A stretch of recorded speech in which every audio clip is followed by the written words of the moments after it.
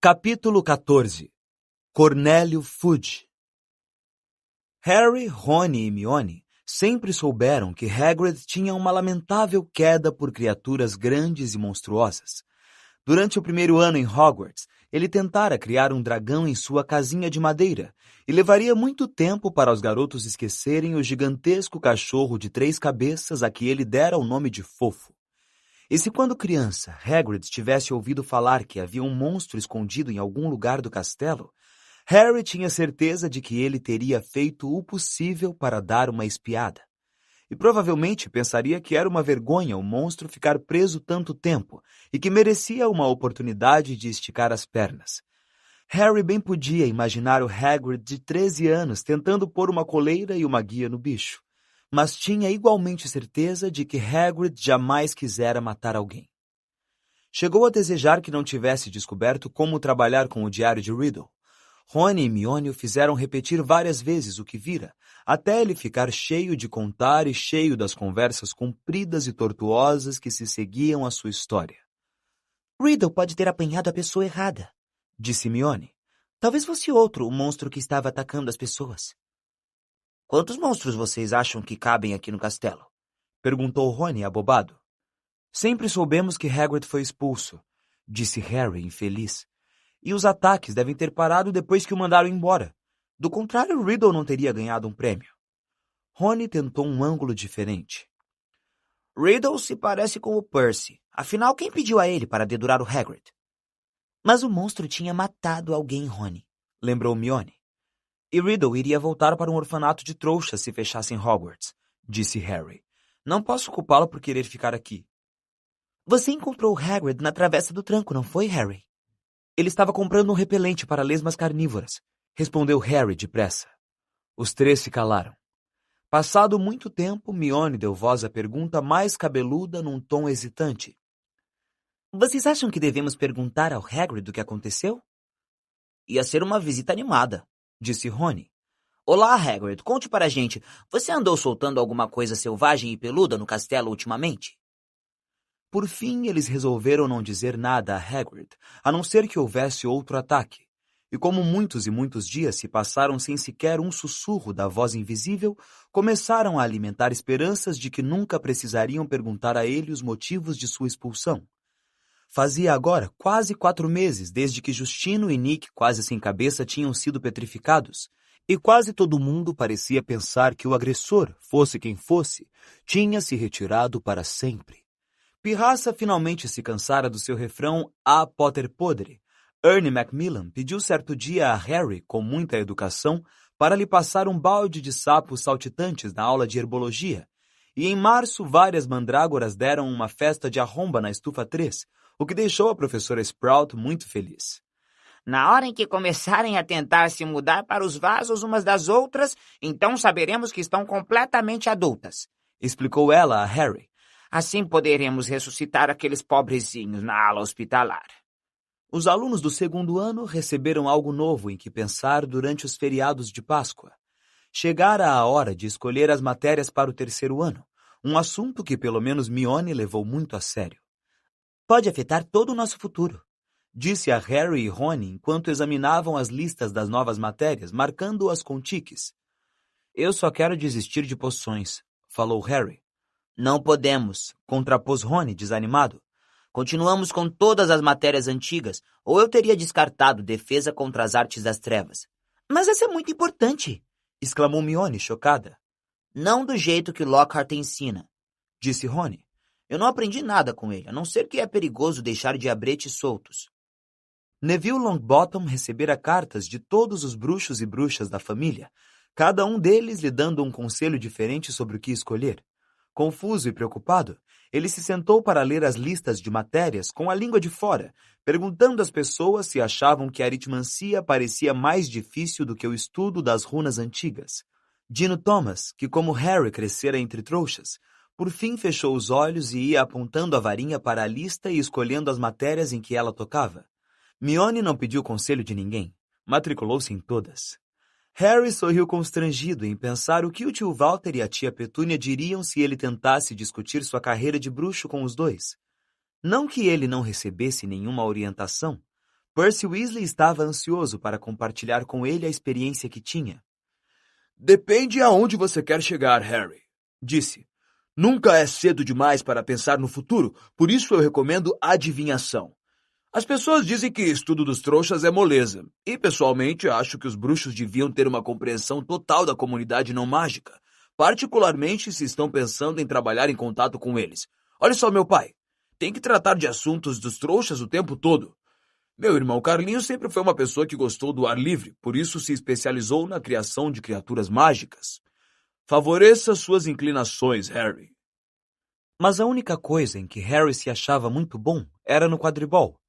Por fim, ele acabou escolhendo as mesmas matérias novas que Rony, achando que se fosse mal, pelo menos teria um amigo para ajudá-lo.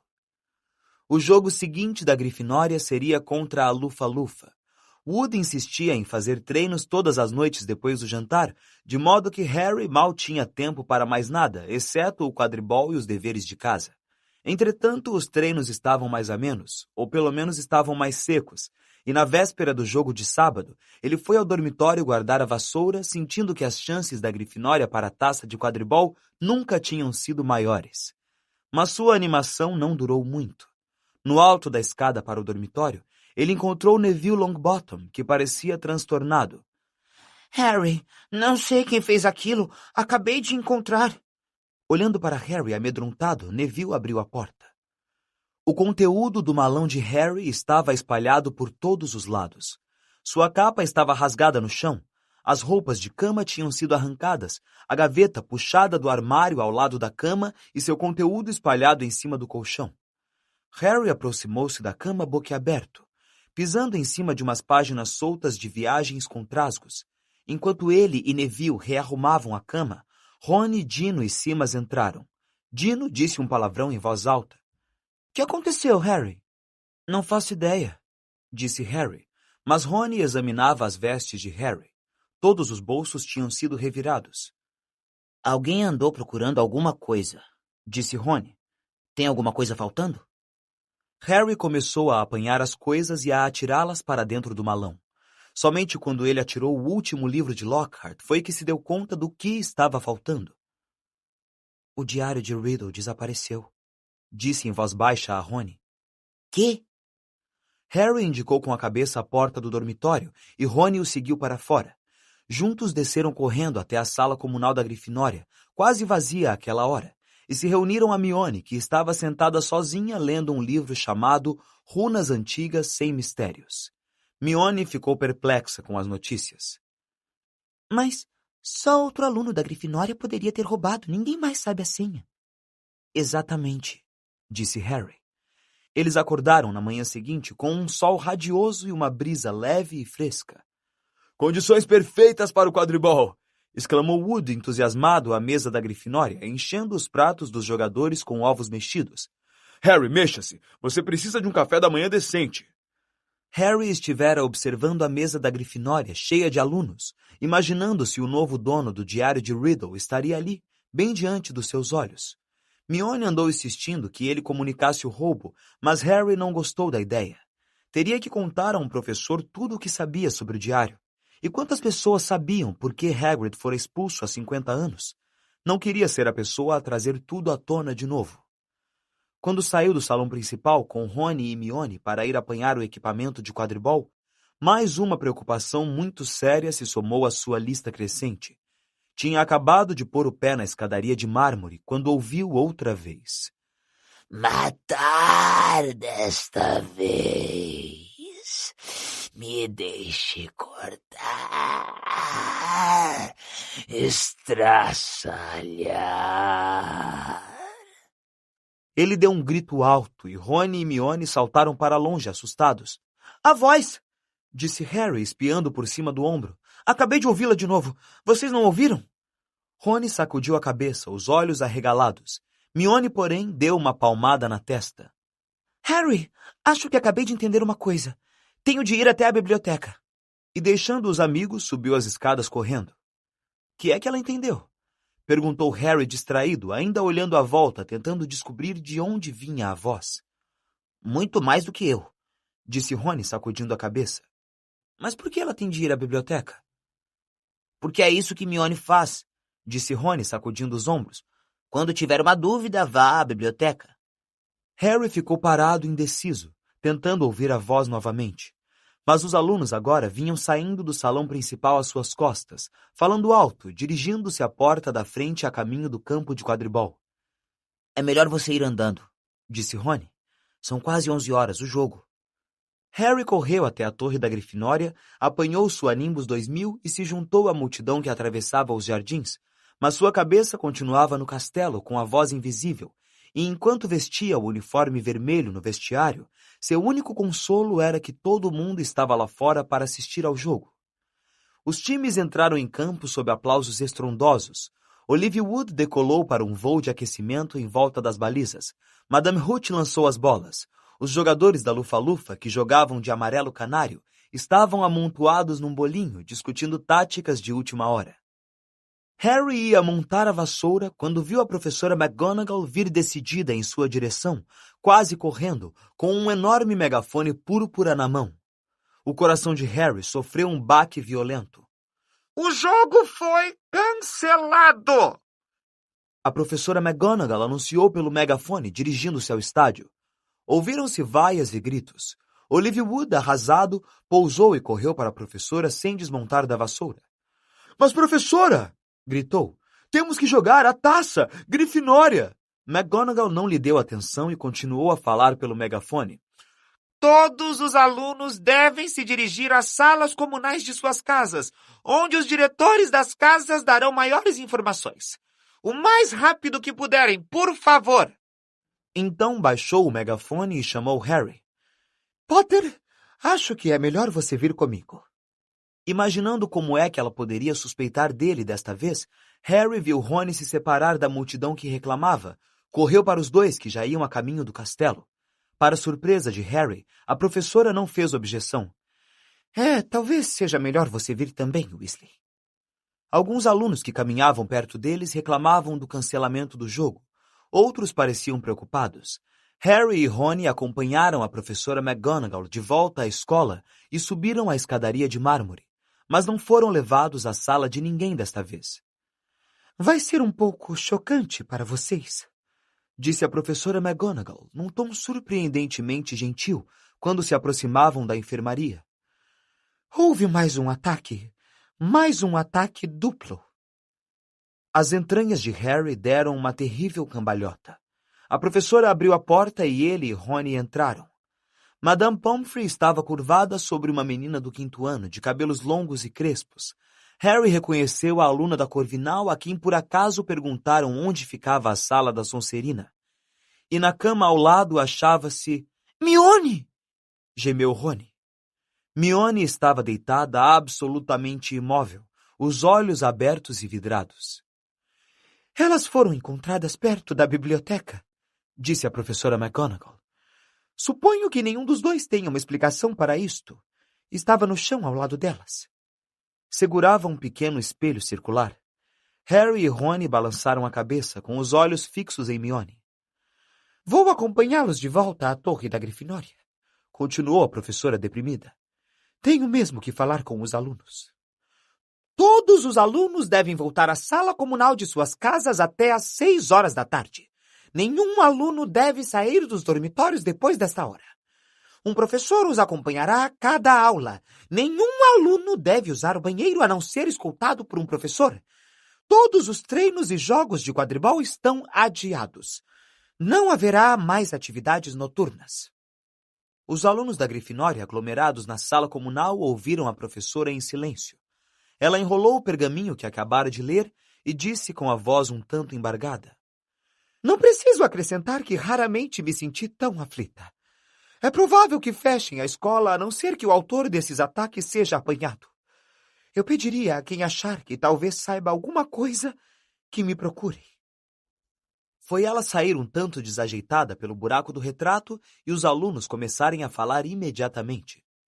São 2 alunos da Grifinória atacados, sem contar o nosso fantasma, um aluno da Corvinal e um da Lufa-Lufa, disse o amigo dos gêmeos Weasley, Lino Jordan, contando nos dedos.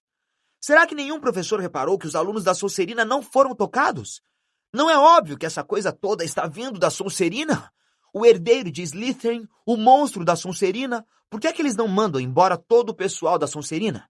Vociferou ele em meio a acenos de concordância e aplausos.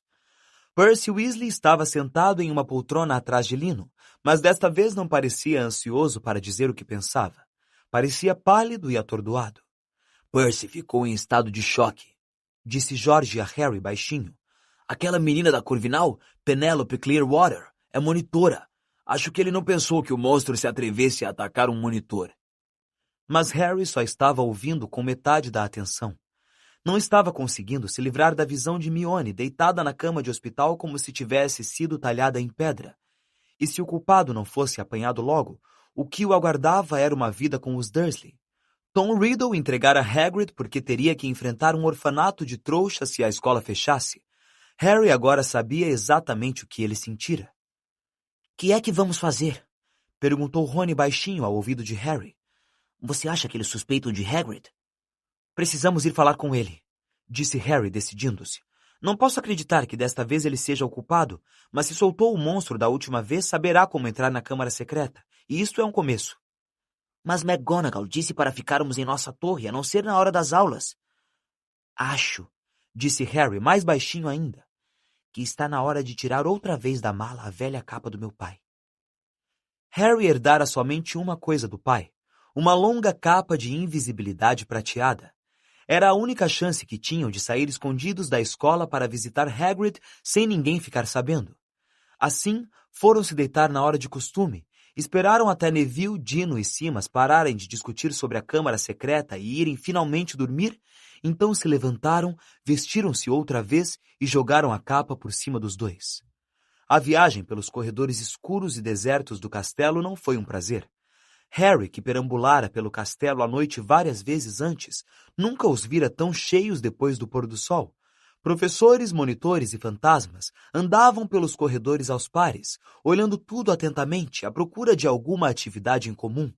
A capa da invisibilidade não os impedia de fazer barulho, e houve um momento particularmente tenso, em que Rony deu uma topada a poucos metros do lugar onde Snape estava montando guarda. Felizmente, Snape espirrou quase ao mesmo tempo que Rony xingou. Foi com alívio que chegaram às portas de entrada e as abriram devagarinho. Fazia uma noite clara e estrelada. Eles correram em direção às janelas iluminadas da casa de Hagrid e despiram a capa somente quando estavam à sua porta de entrada. Segundos depois de terem batido, Hagrid escancarou a porta. Eles deram de cara com um arco que o amigo apontava. Canino, o cão de caçar javalis, o acompanhava dando fortes latidos. — Ah! Exclamou ele, baixando a arma e encarando os meninos. — Que é que vocês estão fazendo aqui? — Para que é isso? Perguntou Harry ao entrarem, apontando para o arco. — Nada, nada! Murmurou Hagrid. — Estava esperando... Não faz mal, sentem. Vou preparar um chá. Ele parecia não saber muito bem o que estava fazendo. Quase apagou a lareira ao derramar água da chaleira e em seguida amassou o bule com um movimento nervoso da mão enorme. — Você está bem, Hagrid? Perguntou Harry. — Soube o que aconteceu com Hermione? — Ah, soube sim. Respondeu Hagrid com a voz ligeiramente falha. Ele não parava de olhar nervoso para as janelas. Serviu aos meninos 2 canecões de água fervendo, esquecera de pôr chá na chaleira, e ia servindo uma fatia de bolo de frutas num prato quando ouviram uma forte batida à porta. Hagrid deixou cair o bolo de frutas. Harry e Rony se entreolharam em pânico, mas logo se cobriram com a capa e se retiraram para um canto. Hagrid se certificou de que os garotos estavam escondidos, apanhou o arco e escancarou mais uma vez a porta. — Boa noite, Hagrid. Era Dumbledore. Ele entrou parecendo mortalmente sério e vinha acompanhado por um homem de aspecto muito esquisito. O estranho tinha os cabelos grisalhos despenteados, uma expressão ansiosa e usava uma estranha combinação de roupas. Terno de risca de giz, gravata vermelha, uma longa capa preta e botas roxas de bico fino. Sob o braço carregava um chapéu coco cor de limão. — É o chefe do papai!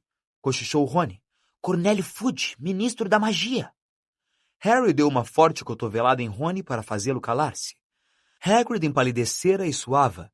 Deixou-se cair em uma cadeira e olhava de Dumbledore para Cornélio Fudge. — Problema sério, Hagrid, disse Fudge em tom seco. Problema muito sério. Tive que vir.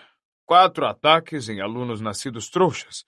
As coisas foram longe demais. O ministério teve que agir. Eu nunca... disse Hagrid, olhando suplicante para Dumbledore. O senhor sabe que eu nunca, professor Dumbledore. Quero que fique entendido, Cornélio, que Hagrid goza de minha inteira confiança, disse Dumbledore, fechando a cara para Fudge. Olhe, alvo, respondeu Fudge, constrangido. A ficha de Hagrid depõe contra ele. O ministério teve que fazer alguma coisa. O conselho diretor da escola entrou em contato. Contudo, Cornélio, continuo a afirmar que levar Hagrid não vai resolver nada, disse Dumbledore. Seus olhos azuis tinham uma intensidade que Harry nunca vira antes. Procure entender o meu ponto de vista, disse Fudge, manuseando o chapéu coco. Estou sofrendo muita pressão. Precisam ver que estou fazendo alguma coisa. Se descobrirmos que não foi Hagrid, ele voltará e não se fala mais no assunto, mas tenho que levá-lo. Tenho. Não estaria cumprindo o meu dever. Me levar? Perguntou Hagrid, começando a tremer. Me levar aonde? Só por um tempo, disse Fudge, sem encarar Hagrid nos olhos. Não é um castigo, Hagrid. É mais uma precaução. Se outra pessoa for apanhada, você será solto com as nossas desculpas.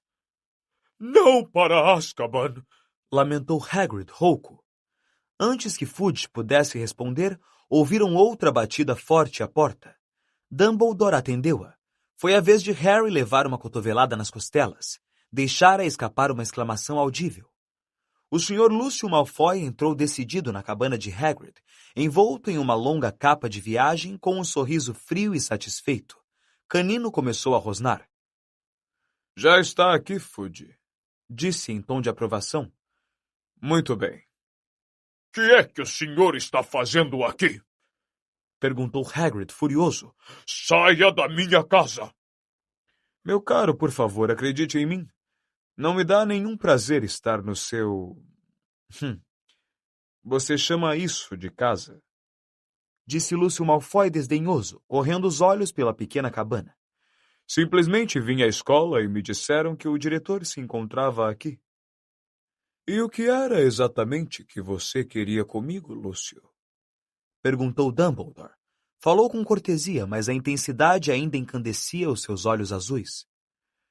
É lamentável, Dumbledore, disse Malfoy sem pressa, puxando um rolo de pergaminho. Mas os conselheiros acham que está na hora de você se retirar.